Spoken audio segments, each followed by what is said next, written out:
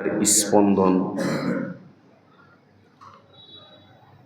রাসূল করিম সাল্লাল্লাহু আলাইহি ওয়াসাল্লামের মর্তবা, তার মর্যাদা যার অন্তরে যত বেশি পয়দা হবে,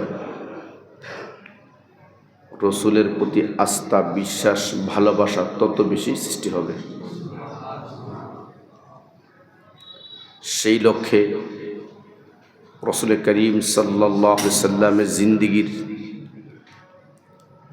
একটি গুরুত্বপূর্ণ অধ্যায়, রসুলের সাথে আল্লাহ তাআলা নবুয়তকে প্রমাণিত করার জন্য যে অলৌকিক মুআজিজা ঘটিয়েছেন, এই বিষয়গুলো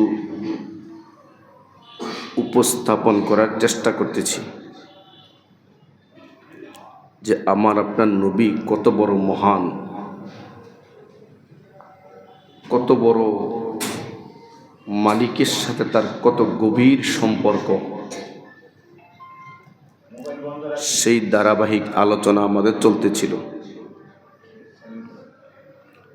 রাসূল করিম সাল্লাল্লাহু আলাইহি ওয়াসাল্লামের একজন বড় মাপের সাহাবী, আল্লাহ রসুলের একজন বড় মাপের সাহাবী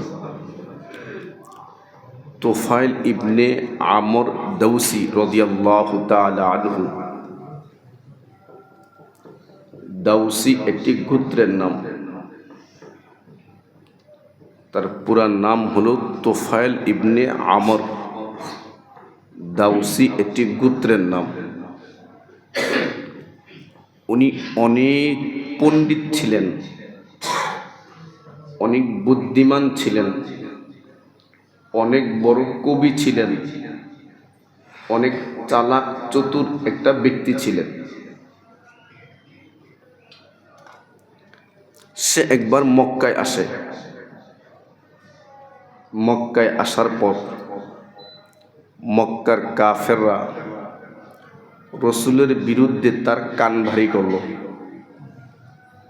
যে আপনি যা কিছু করেন সাবধান, নবী মুহাম্মদের সামনেও যাবেন না। এমনকি কাফেররা তুফাইল ইবনে আমরের জন্য থাকা খাওয়ার খুব সুব্যবস্থা করছে।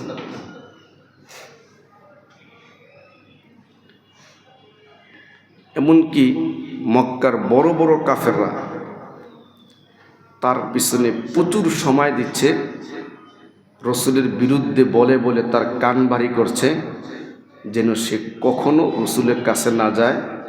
আর তারা একথা বলতো, মুহাম্মদ এমন একটা ব্যক্তি, তার কথার মধ্যে এই পরিমাণ জাদু বা এই পরিমাণ আকর্ষণ, এক দুইটা কথা শুনলেই তার মন, দিল, চিন্তা, চেতনা পরিবর্তন হয়ে যায়। তুমি সাবধান, তার কাছেও যাইবে না। এই কথাগুলো শুনতে শুনতে এক পর্যায়ে একদিন তোয়াফ করার জন্য তুফাইল ইবনে আমর দাউসি বাইতুল্লাহ ঢুকছে। তখনও মক্কার কাফেররা তোয়াফ করত। এমন সময় দেখেন পাশে দাঁড়িয়ে আল্লাহ রসুল নামাজ পড়তেছে। যে রসুলের বিরুদ্ধে এত কথা, উনি নামাজ পড়তেছেন। এমনকি উনি বাইতুল্লাহ যে তোয়াফ করতে গেছিলেন, রসুলের কোনো আওয়াজ বা কথা ওনার কানে না আসে, তাই তিনি তুলা পর্যন্ত দিছেন। এত ক্ষতিকর। কিন্তু যখন আল্লাহ নবীকে দেখলেন আর নামাজের এক নতুন এক পদ্ধতি, লম্বা সময় দাঁড়িয়ে থাকা, আবার রুকুতে যাওয়া, আবার সিজদায় যাওয়া, কি যেন পড়ে হাত বেঁধে রাখছে, এই দৃশ্য নতুন দেখে তার কাছে একটু আকর্ষণ লাগলো। সে নীরবে নিস্তব্ধে নবীর তেলাওয়াতগুলো শুনলেন। রসুল তার নামাজ শেষ করে নিজের ঘরে চলে গেলেন। তুফাইল ইবনে আমর দাউসি রাদিয়াল্লাহু তাআলা আনহু, উনিও তখন রসুলের পিছনে পিছনে রসুলের ঘরের ভিতরে গেছেন। যা বলেন, মুহাম্মদ আপনার বিষয়টা আমি এই শুনছি, বিষয়টা কি? আল্লাহ রসুল তখন তুফাইল ইবনে আমর দাউসিকে সূরা ইখলাস, সূরা ফালাক তেলাওয়াত করে শোনালেন। শোনার সাথে সাথে তুফাইল ইবনে আমর দাউসি বলে, আমি একজন কবি, আমি একজন চালাক, আমি একজন বিচক্ষণ, আমি একজন জ্ঞানী, আমার জ্ঞান বলতেছে এই বাণী সত্য। যদি আমার জ্ঞান একথা প্রমাণ দেয় একথা সত্য, তো সত্য বুঝার পরে মেনে নেওয়াই বুদ্ধিমানের পরিচয়। তাই তিনি সাথে সাথে নবীর হাতে হাত দিয়ে কালিমা পড়ে মুসলমান।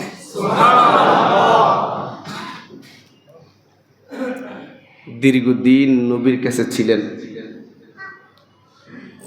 কোরআনের কিছু অংশ মুখস্থ করছেন, ওনার এলাকায় চলে যাবেন। যাওয়ার সময় আল্লাহর নবী করিয়া রাসূলুল্লাহ, আমি একটা গোত্রের প্রধান, যদি আমি এই দাওয়াতের কাজ আমার এলাকায় গিয়ে করি, তা আমার গোত্রের লোকেরা আমার কথা বিশ্বাস করবে, মানবে। তবে শর্ত, আপনি আমাকে একটা নিদর্শন দেন, আমি যে হক ধর্ম ইসলাম গ্রহণ করেছি এটা যে সত্য, এটা প্রমাণ করার জন্য আমাকে একটা অলৌকিক ক্ষমতা দান করেন। আল্লাহ রসুল সাল্লাল্লাহু আলাইহি ওয়াসাল্লাম দোয়া করলেন, হায় আল্লাহ, আপনি তাকে এমন, দোয়াটা খুব খেয়াল করবেন, রসুল দোয়া করতেছে, হে আল্লাহ, আপনি তাকে এমন একটি নিদর্শন দান করুন যেই নিদর্শনটা ওনার মন মতো কল্যাণকর কাজে ব্যবহার করতে পারে। আল্লাহ রসুল এই দোয়া করে ছেড়ে দিলেন। উনি চলছেন, ওনার বসতির এলাকার আগ মুহূর্ত এলাকায় পৌঁছার পর একটি উঁচু জায়গায় উঠলেন। এমন সময় হঠাৎ দেখেন ওনার কপালের মধ্যে সূর্যের মতো একটি আলো ঝলমল ঝলমল করতে লাগলো। রসুলের দোয়ার মজেজা। রসুল দোয়া করছিলেন, আল্লাহ তাকে এমন একটা নিদর্শন দেন যেই নিদর্শনটা ওনার মন মতো কল্যাণকর কাজে ব্যবহার করতে পারেন। এখন কপালে যেহেতু আলো জ্বলতেছে, তুফাইল ইবনে আমর দাউসি ভাবলেন, যদি আমার কপালে আলোটা ঝলমল ঝলমল করে আর এই অবস্থায় আমার এলাকার কাছে যাই, তা আমার এলাকার লোকেরা হতে পারে একথা বলবে যে তুফাইল ইবনে আমর ইসলাম গ্রহণ করার কারণে, পিতৃধর্ম ছেড়ে দেওয়ার কারণে তার উপরে আমাদের লাত আর উজ্জার অভিশাপ, তাই কপালে আলো জ্বলতেছে। এই জন্য তিনি ওই সময় উনি দোয়া করলেন, আল্লাহ এই আলোটা আপনি কপাল থেকে সরিয়ে, আমার চেহারা থেকে সরিয়ে অন্য জায়গায় ফিট করে দেন। ওই দোয়ার সাথে সাথে ওই কপালে জ্বলা আলোটা ওনার লাঠির মাথায় চলে আসছে। এখন সবাই লাঠির মাথায় তাকাইলে আলো দেখে আশ্চর্য। আল্লাহ রসুল কি পরিমাণ সত্য ছিল বলেন, দোয়ার বিনিময়ে আলো চলে আসছে। এটা রসুল একটি মুআজিজা। আমাদের নবী কত বড় মহান, আমাদের নবী কত চিরসত্য দিন নিয়ে দুনিয়াতে আসছেন। আমাদের নবীর সত্যতার এরকম লক্ষ কোটি কোটি কথা আছে, একটা মানুষের পক্ষে জীবন বর বলেও এই কথাগুলো শেষ করতে পারবো না। উনি সে আলোনি এলাকায় গেলেন। প্রথম ওনার বাবা বলতেছে, তুফাইল তোমার এই অবস্থা কেন? তুফাইল বলে, আব্বু আপনি আমার সাথে আসবেন না। কেন? আজ থেকে আপনার থেকে আমার সম্পর্ক বিচ্ছিন্ন। কেন? আপনার ধর্ম আলাদা, আমার ধর্ম আলাদা। বাবা ওই মুহূর্তে বলতেছে, না না না, তোমার যেই ধর্ম আমার একই ধর্ম, এই কথা বলার সাথে সাথে তুফাইল বললেন, তাহলে আবার গোসল করে আসেন। গোসল করে আসছে। গোসল করে আসার কারণে তুফাইলের হাতে বাবা হাত দিয়ে ইসলাম ধর্ম গ্রহণ করলেন। বিবি বলতেছে, তুফাইল বললেন, বিবিকে বললেন, তুমি সরে যাও, তুমি বেঈমান, আমি ইমানদার, তোমার সাথে আমার সম্পর্ক বিচ্ছিন্ন। কেন? তোমার ধর্ম ভিন্ন, আমার ধর্ম ভিন্ন। এই কথা বলার পর স্ত্রী বলে, না, হতে পারে না, আপনার যেই ধর্ম আমার একই ধর্ম। তখন তুফাইল ইবনে আমর দাউসি বললেন, তাহলে গোসল করে আসো। গোসল করে আসলেন, স্ত্রী ওনার হাতে কালিমা পড়ে মুসলমান। পুরা ফ্যামিলি। ওনার বংশের মধ্যে সর্বপ্রথম ওনার হাতে নির্দ্বিধায় কালিমা পড়ে মুসলমান হইছেন ইসলামের ঐতিহাসিক এক ব্যক্তিত্ব, যিনিকে রঈসুল মুহাদ্দিসিন বলা হয়, হযরত আবু হুরায়রা রাদিয়াল্লাহু তাআলা আনহু। এ তুফাইল ইবনে আমর দাউসির হাতে সর্বপ্রথম কালিমা পড়ে মুসলমান।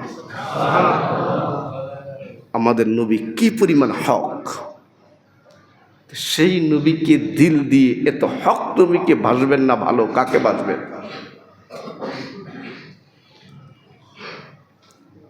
ইসলামের প্রথম যুদ্ধ বদর। কথাগুলো খুব মনোযোগ দিয়ে শুনবেন, আমার অনেক কষ্ট হয়েছে কথা সংগ্রহ করতে, এক জায়গার কথা না। ইসলামের প্রথম যুদ্ধ বদর।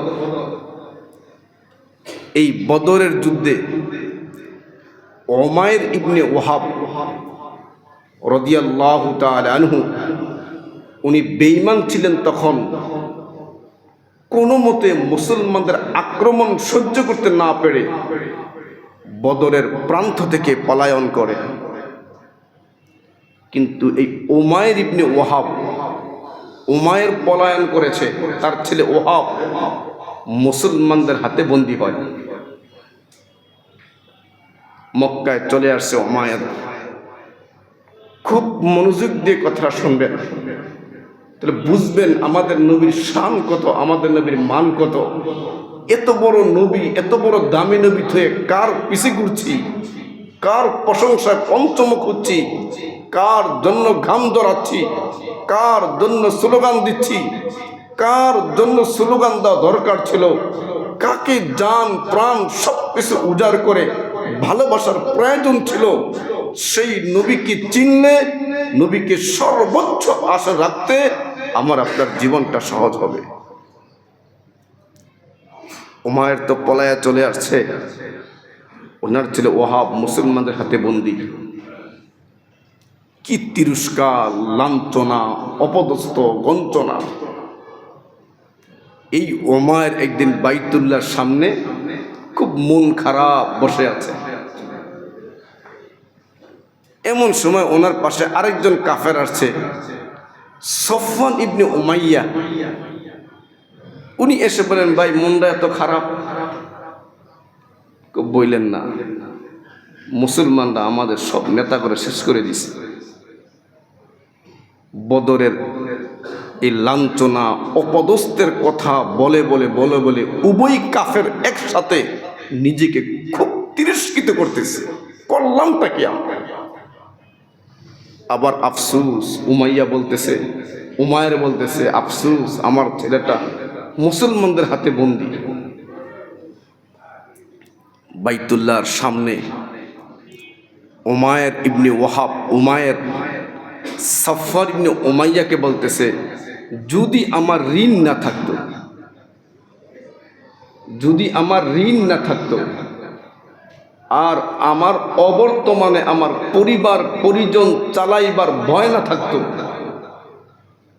আমি মুহাম্মদকে সবার আগে হত্যা করতাম।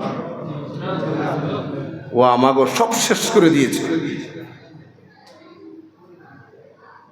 যখন সফওয়ান ইবনে উমাইয়া উমায়ের অন্তরে মুসলমান আর মুসলমানের নবী মুহাম্মদের বিদ্বেষের আগুন এত তেজস্ব অনুভব করতে পারলেন, উনি এই সুযোগটা কাজে লাগিয়ে বললেন, সফওয়ান বলতেছে, উমায়ের, আমি কথা দিচ্ছি, আমার অঢেল সম্পদ, তুমি যদি মুহাম্মদকে হত্যা করার কার্যক্রম চালাইতে পারো, এই শর্তে আমি তোমার সব ঋণ পরিশোধের দায়িত্ব নিলাম।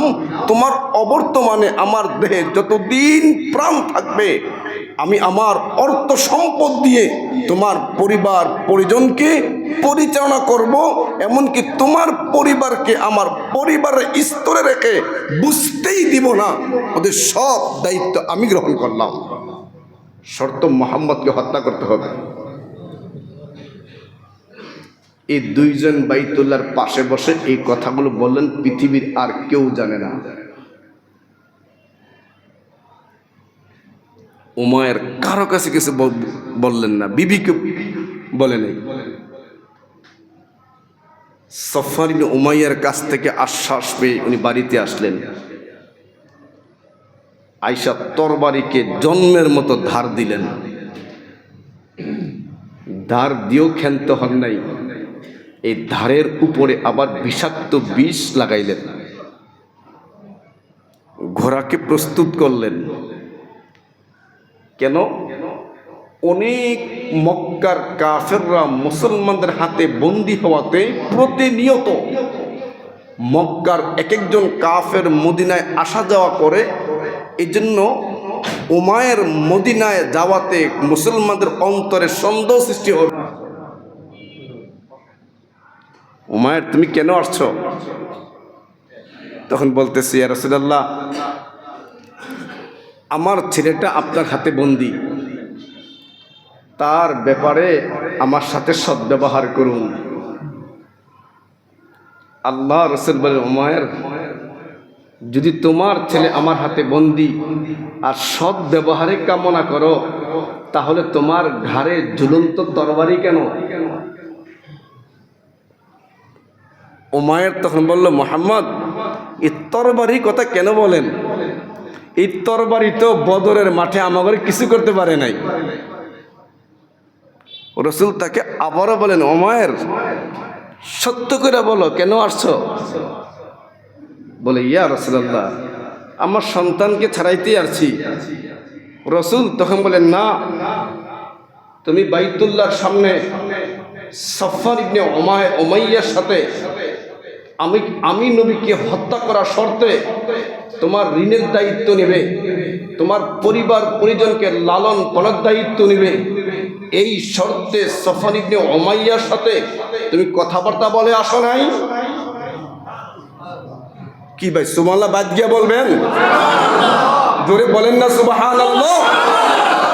এই খবরটা নবী জানলেন কিভাবে? চিনলেন না নবী মুহাম্মদকে? চিনলেন না? এটা আমাদের নবী। পৃথিবীর সমস্ত নবীদের মুজিজার ধরন আলাদা, আমাদের নবীর মুজিজার শ্রেষ্ঠত্বের ধরন সম্পূর্ণ আলাদা। যদি কেউ জীবন ভর নবীর শ্রেষ্ঠত্ব বয়ান করতেই থাকে, করতে করতে করতে তার জীবন শেষ হয়ে যাবে, আরেকজন এসে বলবে এগুলো কি বলছে, এর চেয়ে আরো শত গুণ আমার কাছে আছে। আল্লাহ নবীর শ্রেষ্ঠত্ব বলে শেষ করা যাবে না।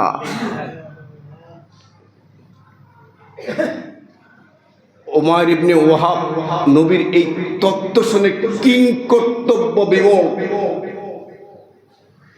কারণ সফওয়ানের সাথে যে আমার কথা হয়েছে, আমি ছাড়া আর সফওয়ান ছাড়া পৃথিবীর কেউই জানে না। মুহাম্মদ জানলো কিভাবে? তখন ওই মুহূর্তে উমাইয়া ইবনে ওয়াহাব বলতেছে, মুহাম্মদ, আপনার কাছে জিবরাইল ওহী নিয়ে আসে আমরা দেখি না, অবিশ্বাস করি, কিন্তু সফওয়ানের সাথে আমার কথা, এটা আমি আর সফওয়ান ছাড়া কেউই জানে না। এটা আপনাকে যে রব জানাইছে, ওই রব সত্য, ওই রবের নীতিমালা সত্য, ওই রবের নীতিমালা আপনি নবী হয়ে যে প্রচার করছেন, আপনি নবীও সত্য, সাথে সাথে আল্লাহ নবীকে হত্যা করতে আসা, এত বড় চান্স পাওয়ার পরেও, এত সুযোগ সুবিধা পাওয়ার পরেও আল্লাহ নবীর হাতে হাত রেখে সাথে সাথে উমাইর ইবনে ওয়াহাব কালিমা পড়ে মুসলমান। আল্লাহর নবীর শ্রেষ্ঠত্ব। নবীর আরেকজন সাহাবী আমি এখানে বলেছি, ইরবাদ রাদিয়াল্লাহু তাআলা আনহু। ওনাকে বলা হয় উনি ইসলামের 4 নম্বর মুসলমান। ইরবাদ রাদিয়াল্লাহু তাআলা আনহু, উনি আল্লাহর নবীর সাথে তাবুক যুদ্ধ করতে গেছিলেন। খাবার বন্টন হচ্ছে রাতের বেলা। এই ইরবাদ রাদিয়াল্লাহু তাআলা আনহু রাতের বেলা কোন একটা প্রয়োজনে দূরে গেছিলেন। এসে দেখেন খাবার শেষ,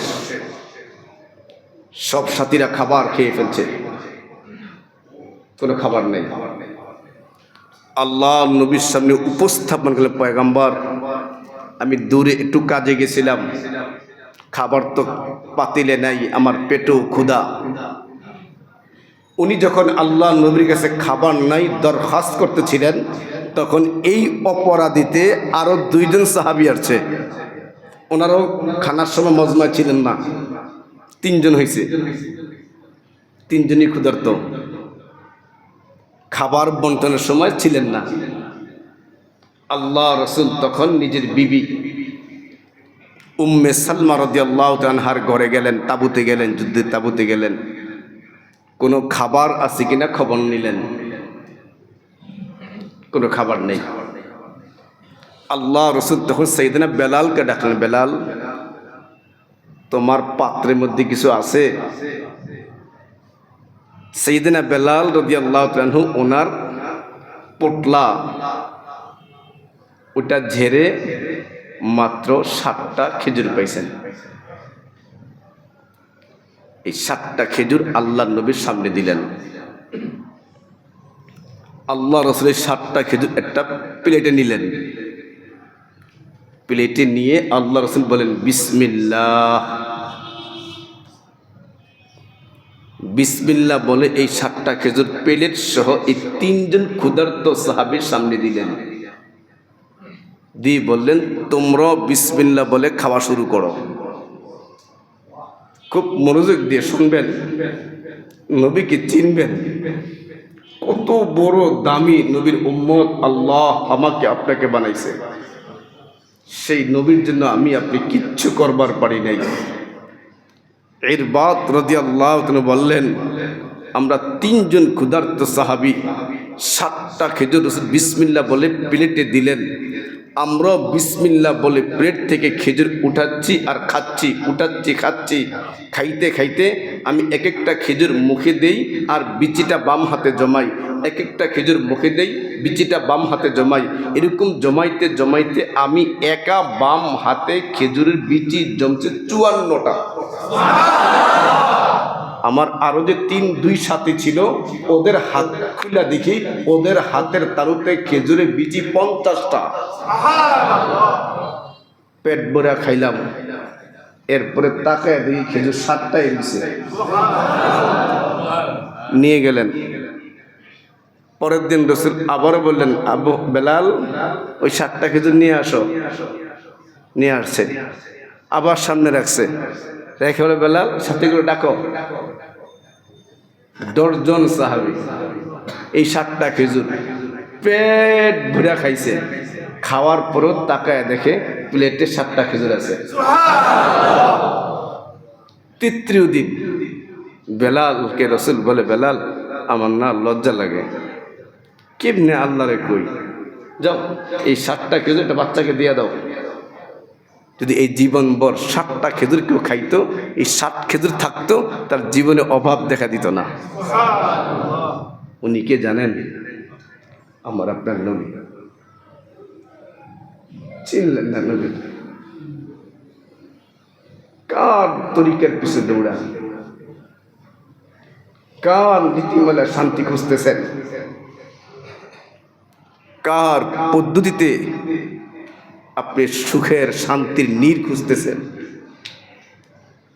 নবী মুহাম্মদ ছাড়া বিকল্প নাই। উনি আমার আপনার নবী মুহাম্মদ রাসূলুল্লাহ সাল্লাল্লাহু আলাইহি ওয়াসাল্লাম। এজন্য কোন কবি বলেন ওয়াল্লাইলা মেহে জুলফে মুহাম্মদ কা তারান্নুম, ওয়াল্লাইলা মেহে জুলফে মুহাম্মদ কা তারান্নুম, والشمس में रुखसार अहमद का तरन्नुम, والشمس में रुखसार अहमद का तरन्नुम, والفجر में है सुबह रिसालत की बशारत, والفجر में है सुबह रिसालत की बशारत, वल्अस्र में है दौर नबूवत की रिसालत, वल्अस्र में है दौर नबूवत की रिसालत, यासीन से मौला ने कभी उसको पुकारा, यासीन से मौला ने कभी उसको पुकारा, तौसीन से कभी और कभी हामी इशारा, तौसीन से कभी और कभी हामी इशारा। अल्लाहु अकबर। আমার আপনার নবীর কুদরতের শান এটা কি পরিমাণ মুজিজা, শ্রেষ্ঠত্ব আল্লাহ আমার আপনার নবীকে দান করেছে। আরবের সবচেয়ে কঠিন সমস্যা হলো পানি। এখন আরবের সবচেয়ে বেশি সমস্যা পানি, পানি পাওয়া যায় না। পানির জন্য অনেক কষ্ট সাধন করতে হয়। সেই পানির কষ্টময় ভূমি হলো আরব। সেই আরবের এই পানির সময় আল্লাহ তাআলা অল্প অল্প পানিতে চোখের সামনে জামাত ওয়ারি সাহাবায়ে কেরামের চোখের সামনে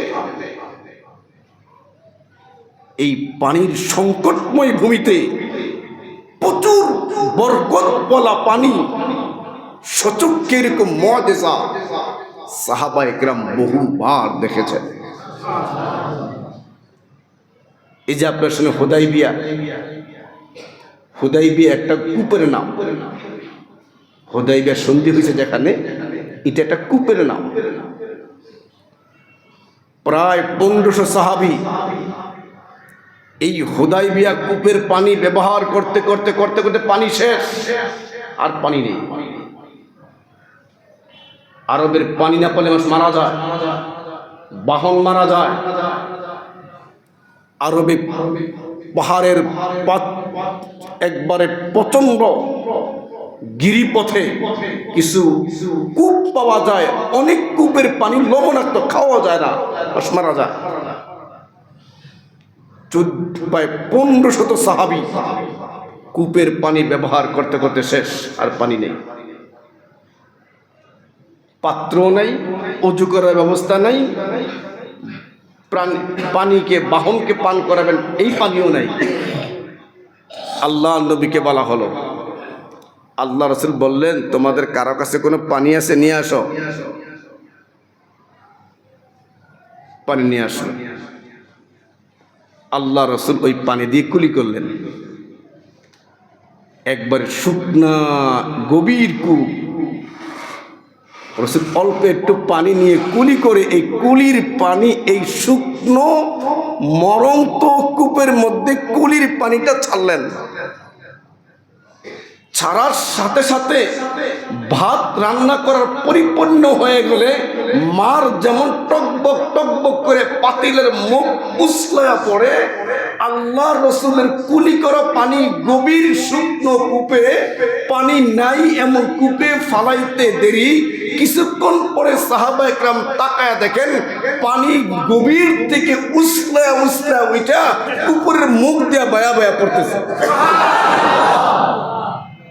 সাহাবায়ে কেরাম ওযু করলেন, গোসল করলেন, সব করলেন। রাসূলের একজন বড় সাহাবী খাদেম আনাস রাদিয়াল্লাহু আনহু বলেন, আসরের সময়, আসরের নামাজের সময় আল্লাহর নবীকে দেখলেন ওযু করতেছে। সব সাহাবীতে উড়ে আসছে। রাসূলের কি হইল? বলে যে আমাদের কারো কাছে পানি নেই, নামাজ কেমনে পড়বো? তো আল্লাহ রাসূলের কাছে পানিগুলো ছিল, ওই পানির মধ্যে হাত ঢুকাইয়া দিলেন। হাত একটা পাত্রে কতটুকু আর পানি হয়, হাতটা ঢুকাইতে দেরি এই শত সাহাবা একরাম তাকায়া দেখে নবীর আঙ্গুল মুবারক থেকে ঝর্ণা থেকে পানি যেমনি বের হয়, সেম এরকম কলকল কলকল করে আঙ্গুলের মাথা দিয়ে ঝর্ণার মতন পানি বের হচ্ছে। সকল সাহাবা একরাম ওযু করলেন, পাক সাফ হইলেন, পাত্র ভরলেন, পানিগুলোকে পান করাইলেন, সবাই ওযু করলেন, এরপরে পানি কমে নাই। শুধু তাই নয়, আল্লাহ নবীর সাহাবীরা তাবুক যুদ্ধে রওনা হলেন। পথের মধ্যে যাওয়ার পরে সাহাবায়ে কেরাম পানি শেষ হয়ে যায়। কোন কাফেলায় কারো কাছে পানি নেই। আল্লাহর পয়গম্বর পানি তালাশ করার জন্য দুইজন সাহাবীকে আগে পাঠাইলেন। দুইজন সাহাবী আগে গিয়ে দেখলেন একজন মহিলা তার ঘোড়ায় করে দুইটা বড় বড় পানির মশক, দুই দিকে নিয়ে মহিলা মাঝখানে বসে পানি সংগ্রহ করে কোথায় যেন যাচ্ছে। নবীর ওই সাহাবীরা এই মহিলাকে আটকাইলেন, প্রতিরোধ করলেন, এমনকি তাকে জিজ্ঞেস করলেন পানি কত দূর। মহিলা বলে আশেপাশে কোথাও পানি নাই। এমনকি সাহাবায়ে কেরাম জিজ্ঞেস করলেন আপনার বাড়ি থেকে আর আপনি যে পানি সংগ্রহ করেছেন এর মধ্যে কত দূরত্ব? এই কথা বলার পর মহিলা বলে এক রাত একদিনের দূরত্ব। নবীর সাহাবীরা এই মহিলাকে জোর করে পানি সহ আল্লাহ নবীর দরবারে নিয়ে আসলেন। আল্লাহ নবী ওই মহিলার পানি ভরা মশকগুলো নামাইলেন। প্রত্যেকটা মশকের মাথায় আল্লাহর পয়গম্বর হাত মোবারক স্পর্শ করলেন। স্পর্শ করতে দেরি মশক উসলায়া উসলায়া পানি বাহিরে পড়তেছে। এমনকি সাহাবায়ে কেরাম সবাই পানি সংগ্রহ করতেছে, সবাই বাহনকে পান করাচ্ছে, সবাই ওযু গোসল করতেছে। সব কিছু করার পর আল্লাহর পয়গম্বর বললেন এই মহিলার মশকের পানিগুলো তার বাহনে উঠায়া দাও, তার কিছু খাবার দাবার দেয়া দাও। এই খাবার দাবার নিয়ে মহিলা যখন তার এলাকায় যায়, যা বলে আজকে রাস্তার মধ্যে অনেক বড় এক জাদুকরের মোলাকাত হয়েছে। এলাকার লোকেরা বলে এটা জাদুকর না, জাদুকর না, তোমরা নিয়ে চলো আমাদেরকে। ওই মহিলার নেতৃত্বে পুরা মহল্লা এই পানির মজা দেখে সাথে সাথে মুসলমান। নবী চিনলেন না, চিনছে টাক্কারে, তার কালিমা নাই, নামাজের ভালাই নাই, দিনের ভালাই নাই। কাদের পোস্টার লাগাচ্ছে, কাদের স্লোগান দিচ্ছে, কার জন্য কার পক্ষ হয়ে কারে মারতে যাচ্ছেন? আরে জান দিলে তো দিলে নবীর জন্য দিলেন। নবীর জন্য জান দিয়া মারা গেলে এই রক্ত নাপাক থাকে না, রক্ত পাক হয়ে যায়। শহীদরে গোসল দেয় না, শহীদকে নতুন কাপড় পরায় না, ওই কাপড়ে তাকে কবরস্থ করে মালিকের সামনে এমনি সে দাঁড়াবে। এজন্য ভাইও আমার আলোচনাগুলো উপস্থাপন করার উদ্দেশ্য এটাই, যখন কোনো একটা ব্যক্তির অবস্থান অন্তরে তৈরি হয়ে যায় তখন তার তিতা কথাটাও ভাল লাগে, তার কষ্টকর কথাটা মানতেও ভাল লাগে। আমার নবীকে চিনি না বলেই তো পর্দার বিধানটা ভাল লাগে না। নবীকে চিনলে, এই কথাগুলো বুঝলে, চিন্তা করলে তো নবীর এই কোনো কথাকে, কোনো আদর্শকে আমার আপনার জীবনের জন্য কঠিন মনে হতো না। ঠিক না? ঠিক বলেন। নবীর সাহাবায়ে কেরাম নবীর জন্য কি পরিমাণ জান দিছেন, আর ওই মুহূর্তে আল্লাহ তাআলা নবীকে জাতির সামনে কেমনে ফুটে তুলছেন। একবার আবু জাহাল হাতের মুঠে করে কতগুলো কঙ্কর নিয়ে আসছে, পাথর পাথর দেখা যায় না কি আছে। আয়েশা বলে, মুহাম্মদ যদি বলতে পারো আমার হাতের মধ্যে কি আছে, তাহলে আমি কালিমা পড়ে মুসলমান হব। আল্লাহর পয়গম্বর বললেন, চাচা আপনার হাতের মুঠোতে কি আছে আমি বলার দরকার নাই। যদি আপনার হাতের মুঠোতে যা আছে ওইগুলো যদি আমি নবীর সত্যতার প্রমাণ দেয়, মানবেন? এই কথাটা বলতে দেরি সাথে সাথে আবু জাহালের হাতে লুকানো পাথরের প্রাণহীন পাথরের টুকরা নবীর ব্যাপারে কালিমায়ে শাহাদাত উচ্চ আওয়াজে পড়তে লাগলো। আবু জাহাল পাথরগুলো দূরে ছুটে মারছে আর বলল, জাদু। যেই নবীর সত্যতার প্রমাণ, যেই নবীর সত্যতার প্রমাণ প্রাণহীন পাথরের জবান খুলে রব্বে কারীম প্রমাণ করতেছেন, সেই নবীর শ্রেষ্ঠত্বের ব্যাপারে কোটি কোটি মুসলমান কেন ভাবে? কয়েকটা নাস্তিক আর মুরতাদদের কথা শুনা তাদের পায়ে পা দিয়া তাদের ষড়যন্ত্রের জালে আবদ্ধ হয়ে আমার নবীকে নিয়ে তুমি বিরূপ মন্তব্য করো। তুমি কি দেখো না পাথর নবীকে সাক্ষী দিয়েছে? তুমি কি দেখো না গুইসাব নবীকে সাক্ষী দিয়েছে? এমনকি তিরমিজির হাদিস এসেছে, রাসূল বলেন, আমাকে মক্কার একটি পাথর প্রতিদিন রাত আমাকে প্রতিবার সালাম করত। যেই নবীকে পাথর সালাম করে, যেই নবীকে আসমানের সূর্য, আসমানের চাঁদ নবীর গায়ে পড়তে হয়, ওই মুহূর্তে চাঁদ এসে এসে নবীকে ছায়া দিয়ে সূর্যের তাপ থেকে নবীকে হেফাজত করত। আমার আপনার চোখের সামনে এত এত সূর্যের মতো দিবালোকের মতন নবীর শান থাকার পরেও গোটা কয়েকটা নাস্তিকের বদগুমানিতে মুসলমান কখনো ভেসে যাবে না। আপনারা আশ্চর্য হয়ে যাবেন আমাদেরকে নিয়ে কি পরিমাণ ষড়যন্ত্র চলতেছে আমাদের ইসলাম নিয়ে, দিন নিয়ে। এই জন্য ভাই সতর্ক হই, সতর্ক হওয়া দরকার। নবীর দিনের জন্য, ইসলামের জন্য আমাদের জান মাল সব কিছু কুরবানি করা দরকার। আমরা যে কত নিচে নামছি, বন্ধুর আড্ডায়, যেই সমস্ত জায়গায় আমার দরকার নাই, শুধু আমার আমিত্ব, আমার কিছু আছে এটা প্রমাণের জন্য হাত উজাড় করে খরচ করে আমি দেখাইতে হবে না। কিন্তু মালিকের দিনের বেলায়, ইসলামের বিধানের বেলায়, নবীর হক জিন্দার বেলায় যখন মুসলিম উম্মাহকে বলা হয়, ভাই আসো একটু চাঁদা উঠাইয়া দিনের এই কাজটা করি আমরা আগাই, তখন আমাদের শয়তান ব্যাগ গিয়ার মারে আর খায়ালে কাম নাই। নবীর আমরা এমন মানামানি, নবীর সাহাবা একরাম এরকম জাত-জুলুমান প্রমাণ দেখে দেখে জান কল্লা সব নবীর কদমে শুইবা দিছে। এই জন্য ভাইও আমি এটা সামান্য অল্প স্বরে দরখাস্ত করবো, আমাদের ছোট্ট